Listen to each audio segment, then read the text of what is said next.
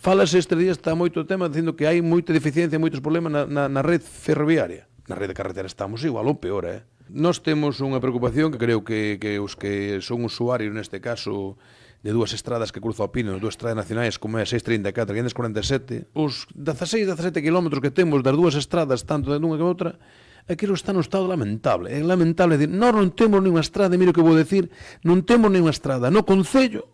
con pavimento, que estea no estado que están estas dúas estradas. Agora sale unha fochanca, sale un badén, en vez de vir a repararse, sabe cal é a reparación que lle fan? Limitar a velocidade e poñer unha señal indicando ese perigo. Iso costa 300 euros poñer dúas señais. Vou intentar, incluso con outros concellos afectados onde pasan estradas, ter unha xuntanza